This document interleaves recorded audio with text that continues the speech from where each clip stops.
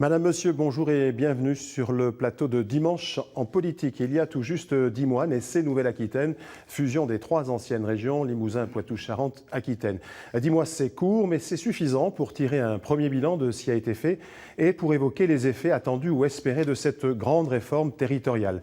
Une Nouvelle-Aquitaine pour une nouvelle ambition, c'est en tout cas le souhait de l'exécutif. Le pari est-il possible? On en parle avec Alain Rousset, le président de cette région Nouvelle-Aquitaine.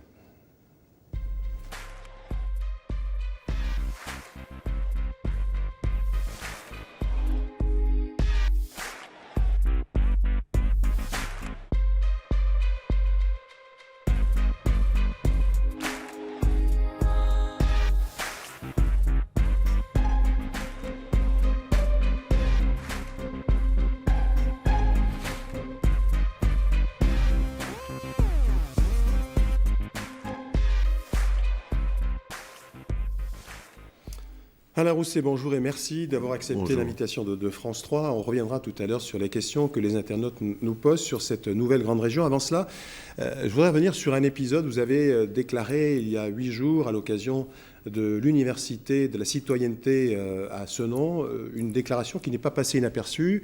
Vous avez eu des mots durs pour celui qui n'a de cesse que de dire que la croissance va repartir et que la courbe du chômage va s'inverser. On a un temps pensé que vous vous adressiez au président de la République et puis vous avez rectifié.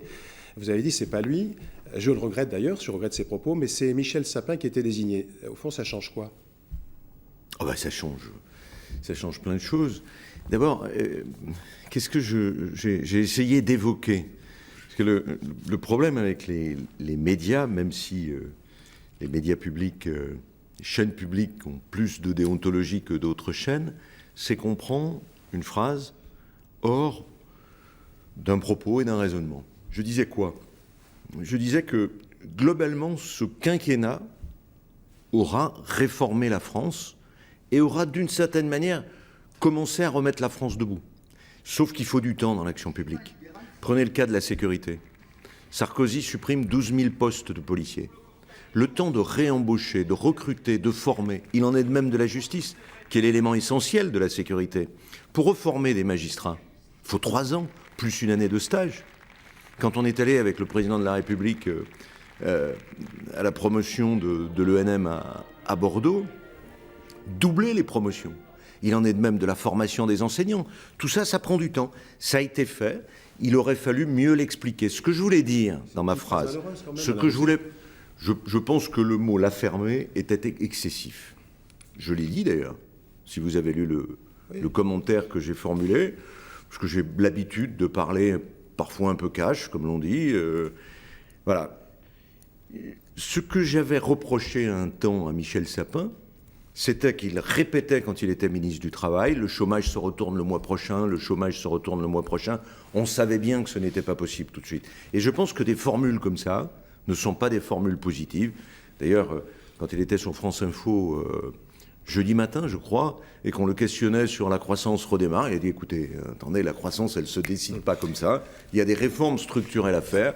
La compétitivité des entreprises dont ce gouvernement peut s'enorgueillir, ce que n'avait pas fait la droite, c'est quelque chose d'important.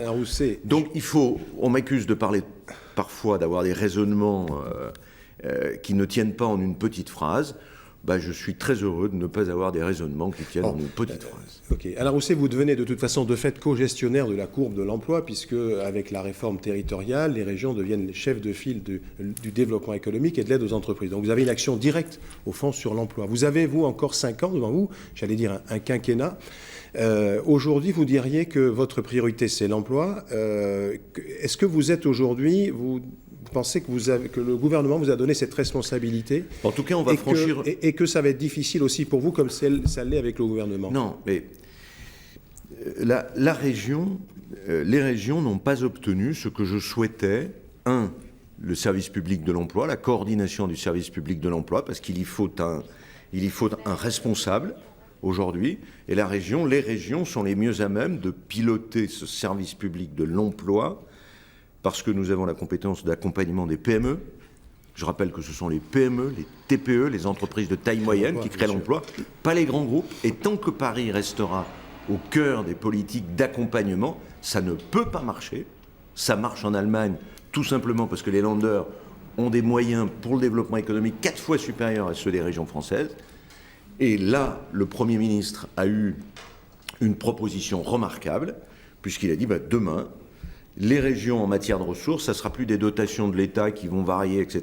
Ça sera une part d'impôt national et notamment une part de TVA. Ce qui fait qu'on sera sûr de pouvoir augmenter l'accompagnement des entreprises. Pourquoi je dis sur la TVA, il y avait un souci, puisqu'il y avait la crainte que cette compensation de réforme de la taxe de la TVA vous supprime 150 millions d'euros. C'est pas le cas. Non, c'est plus compliqué que ça. Oui, l'année prochaine, c'est en tous les cas ce que le président des régions l'année prochaine, et avec qui je suis totalement d'accord. L'année prochaine, on doit avoir, pour compenser la sortie des départements de l'action économique. Département dans l'action économique, c'est 800 millions d'euros. On aura 450 millions d'euros. À l'occasion de débats parlementaires, le secrétaire d'État au budget a posé un amendement qui nous récupère 150 millions d'euros. Donc 450 moins 150, 300. Ce que je souhaite, moi, comme le président Richert, c'est de faire en sorte que nos PME aient le même accompagnement avec les régions qu'elles avaient hier, région plus département. Aujourd'hui, il y a un nouveau couple qui apparaît dans l'action territoriale, c'est les intercommunalités sur l'immobilier et le foncier d'entreprise, et les régions sur l'aide directe, sur l'innovation, sur le transfert de technologie, sur cette usine du futur qu'on a inventée en Aquitaine, reconstruire nos usines, remettre l'homme, le salarié, parce que je voudrais d'un mot le dire. Je voudrais tant que notre social-démocratie reprenne ça sur le plan politique. Qu'est-ce que nous avons fait en Aquitaine? Qu'est-ce que nous avons fait naître? Une autre forme d'usine, une autre forme d'entreprise, où la compétitivité de l'entreprise passe par le bien-être au travail, par l'homme et la femme qui se sentent bien, qu'ils soient compagnons. Alors, est-ce que c'est justement ce modèle que vous voulez développer au niveau de la Grande Aquitaine? Vous parlez de l'Aquitaine. Oui, bien sûr. Alors, ça fait 10 mois que vous êtes à la tête de cette grande région. Est-ce que c'est suffisant déjà pour... Non, c'est pas suffisant. Attendez, je ne vais pas critiquer le national qui dit je retourne le chômage le mois suivant, et puis dire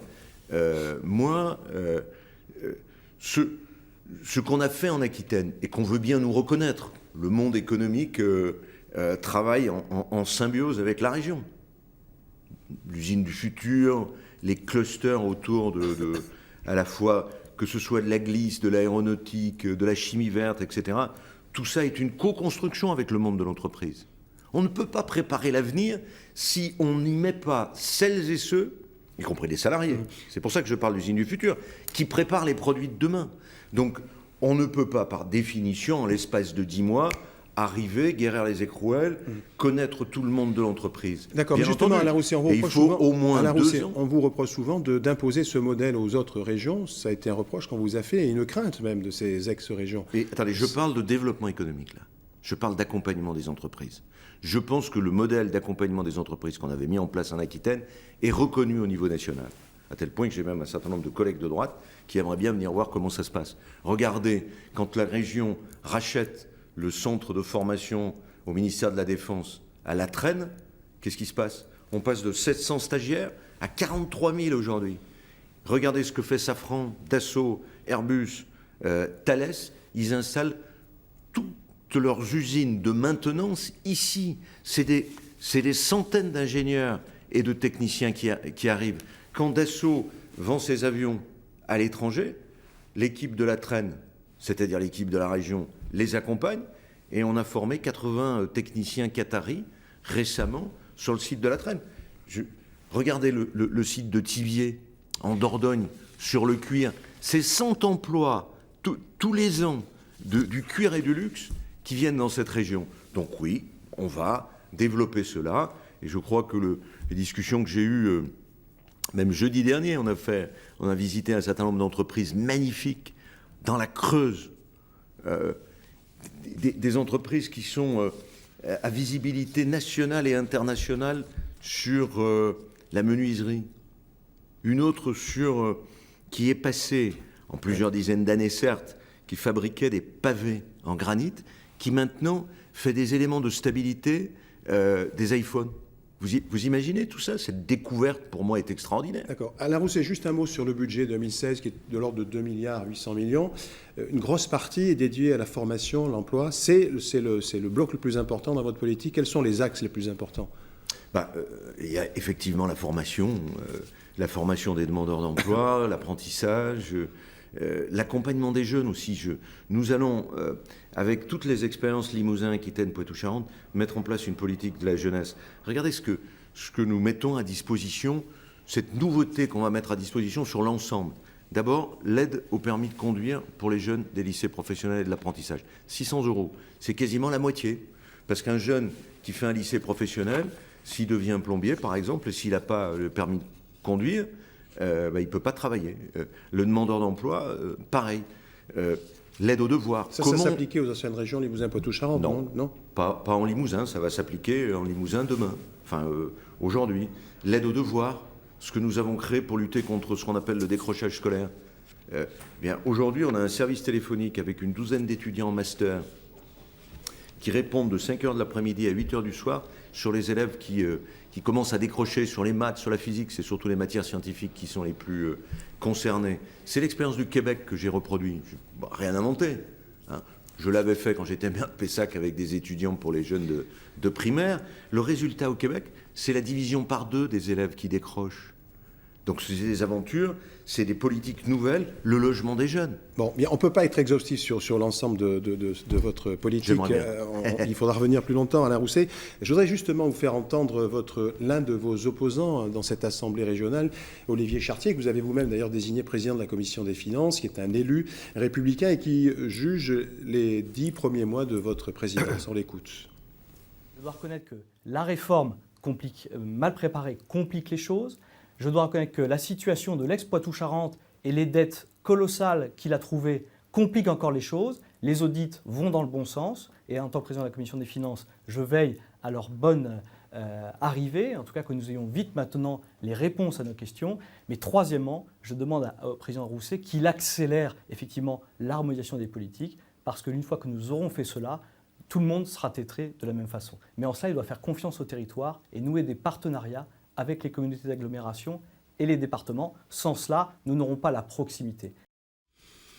Bien, alors il y a plutôt un satisfecit en ce qui concerne la gestion des dettes Poitou-Charentes. Alain Rousset, vous en êtes où d'ailleurs de ce dossier? Écoutez, moi je souhaite qu'on passe maintenant à une autre page. Vous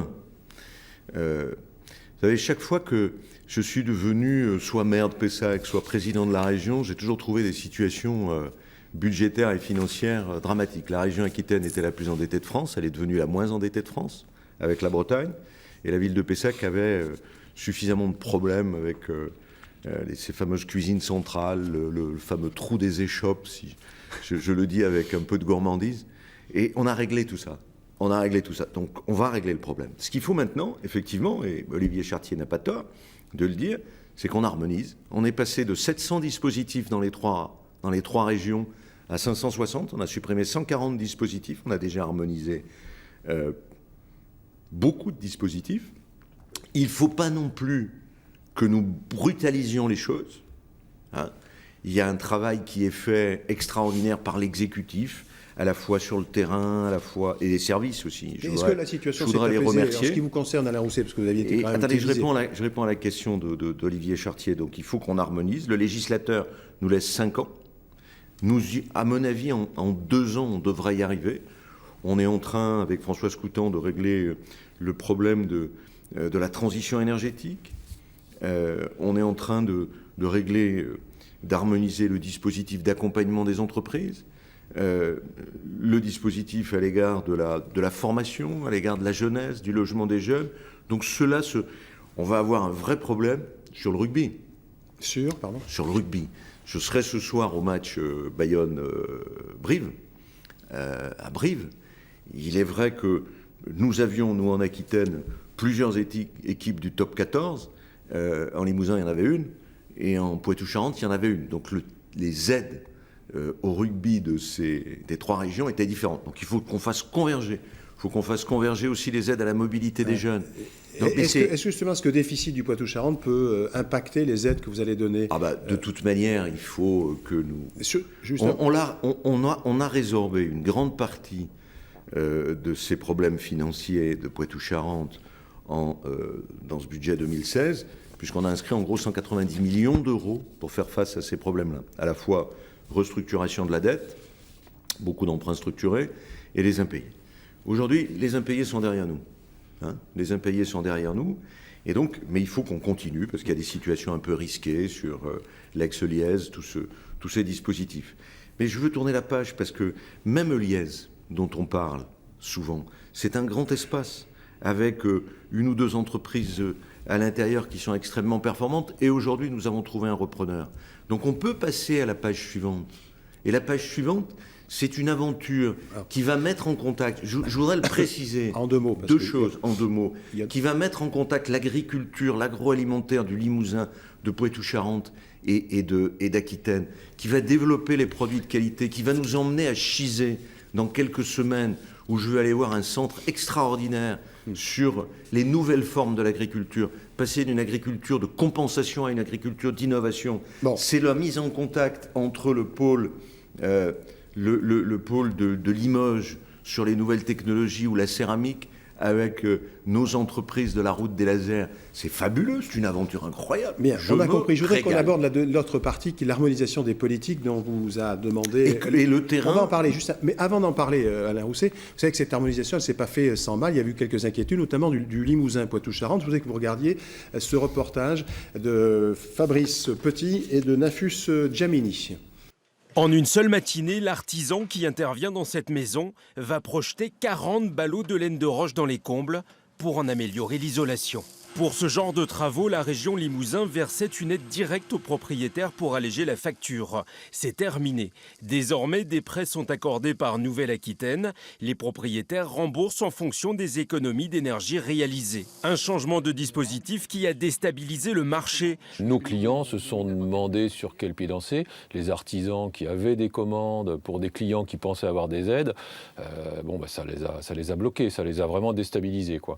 Et ça a sans doute un peu déstabilisé le marché. Il y a eu des atermoiements qui ont été néfastes à l'activité et qui n'avaient pas besoin de ça en plus. Du côté des associations, la région Nouvelle-Aquitaine est synonyme de flou et d'incertitude. La SPTT Limoges est un club omnisport qui comprend 3500 licenciés. On peut y pratiquer 30 disciplines. Ici, la gymnastique d'entretien. Elles sont fidèles, elles aiment bien travailler. Incertitude quant au versement d'une aide au déplacement pour les équipes sportives évoluant en championnat de France, entre 13 et 18 000 euros. Cette subvention aurait dû être versée en juin et le dossier sera finalement examiné en novembre. En tout, la région Limousin subventionnait 600 emplois associatifs, presque un record en France. La SPTT bénéficie de 3 de ces emplois jusqu'en 2020. Quid de leur pérennité? Cette aide représente 40 000 euros, donc on se prépare à se passer de cette aide après 2020. Par contre, si on nous l'enlève dans les mois ou dans les années qui viennent avant 2020, on sera en grande difficulté. Et quand je dis grande difficulté, c'est que le club ASPTT Limoges, la structure omnisport, sera en danger de mort tout simplement. Il est aussi question que les lycéens limousins retournent en librairie pour acheter leurs livres scolaires. Depuis quelques années, ils étaient payés par le conseil régional puis prêtés aux élèves. La région Nouvelle-Aquitaine pourrait mettre fin à cet avantage unique en France.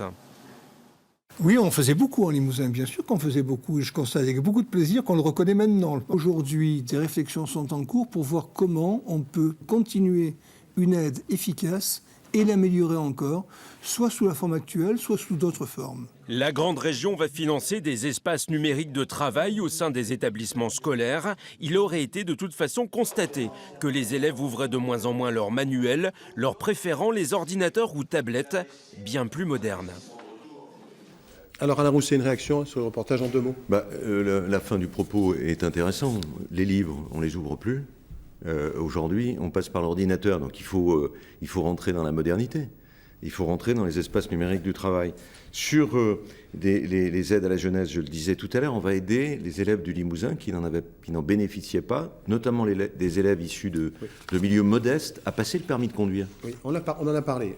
Oui, mais je le dis parce que c'est important. C'est vrai que ma stratégie et celle de l'exécutif, c'est de dire on va aider ceux qui en ont le plus besoin. Il y a une politique qui discriminera sur les aides à la transition énergétique. Elles seront plutôt pour les ménages qui ne peuvent pas avancer les premiers 1 000 € pour réparer leur toiture. 70% de ce que le Limousin, au niveau des aides, avait commencé à faire, seront continués. C'est un peu le cas aussi en Poitou-Charentes. À un moment donné, la stratégie des toitures avait complètement flambé. Je crois qu'on a dû payer cette année plus de 10 millions d'euros. Donc il faut qu'on respecte aussi la rigueur budgétaire, tout en étant efficace pour ceux qui en ont besoin.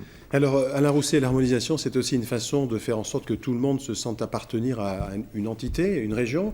Alors justement, les Aquitains, ces néo-Aquitains, je ne sais pas si on peut dire comme ça, sont-ils convaincus par cette région? Ils vont s'exprimer, c'est vous qui le dites, c'est une séquence qu'on a tournée, et vous nous donnerez d'ailleurs votre réaction.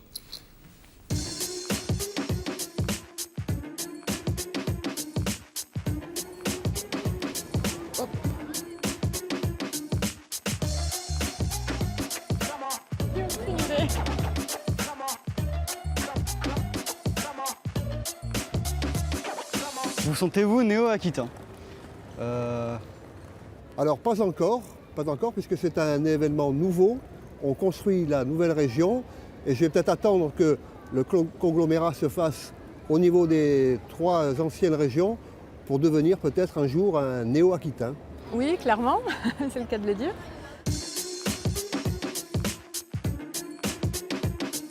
Un mot pour définir la Nouvelle-Aquitaine. Amour, beauté, gourmandise. Un très grand sud-ouest. Une grande région, peut-être trop grande. Quels sont les avantages de cette nouvelle grande région? Les avantages. Je pense que ça va simplifier le système, à mon avis. Elle est censée nous faire des économies. Peut-être qu'en prenant appui sur ce qui faisait la force du Poitou, c'est ce qui faisait la grandeur de la région de Limoges, et ce qui reste notre belle Aquitaine, faire une région à la pointe économique et humaine de la France et peut-être une petite partie de l'Europe.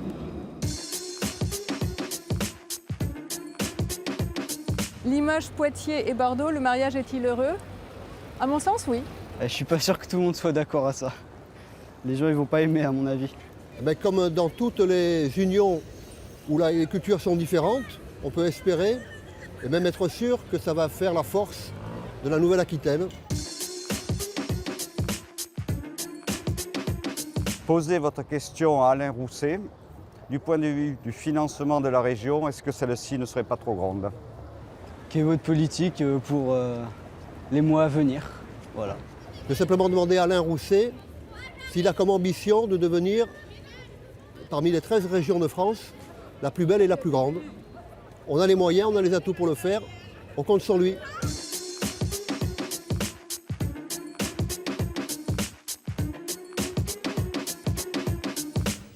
Bon, une petite réaction à Alain Rousset, c'est plutôt sympathique. Oui, j'apprécie beaucoup. Ce sentiment d'appartenance à la région, c'est important quand même. Par rapport à la dernière question qui est posée, moi j'ai envie d'en faire la plus performante sur le plan économique, social, en recherche, en beauté aussi. Parce que c'est quand même... Alors on est entre nous, je peux le dire, c'est la plus belle. Oui, personne. C'est la plus grande, c'est la plus belle. Vous imaginez, vous allez du plateau de Millevaches jusqu'aux Pyrénées, vous allez des Bastides jusqu'à la dune du Pilat, de l'île de Ré. Je ne trouve même pas toutes les... Collonges-la-Rouge. Vous avez l'air d'être amoureux de votre grande région, Alain Rousset, mais en ce plus, sentiment d'appartenance, il faut quand même que les Aquitains le prennent aussi. On va lancer une grande campagne d'information pour le tourisme aux Aquitains sur la grande région. Alors, j'aime pas le terme néo-aquitain, je ne sais pas pourquoi. Ce terme néo, peut-être pour des raisons historiques, je l'aime pas. Donc il faut qu'on trouve quelque chose. Il faut qu'on trouve aussi un logo ou un blason. Après tout, on a une grande histoire commune. Les Corréziens ont fait une partie du vin de Bordeaux. Cette Aquitaine a déjà existé dans l'histoire. Les fleuves coulent à peu près dans la même direction. Et nous avons des paysages complémentaires, une agriculture complémentaire, des entreprises complémentaires, un rapport. Un des plus grands défis que je voudrais relever. En 2 mots, parce qu'il faut. En 2 mots, c'est faire en sorte qu'entre les grands groupes donneurs d'ordre et tout le tissu des PME, des sous-traitants, on puisse avoir un mariage de bonheur. Deuxièmement... Alors, il nous reste 2 minutes à la Rousset. Je voudrais que vous puissiez regarder une photo qui va s'afficher derrière vous et que vous me disiez ce que vous pensez de cette photo. Écoutez, j'en pense du bien. Vous avez remarqué que tout le monde sourit. Tout le monde sourit. Le président est heureux, content. Tout le monde... Alors, cette photo, elle a été prise à l'occasion de l'inauguration de la Cité du Vin.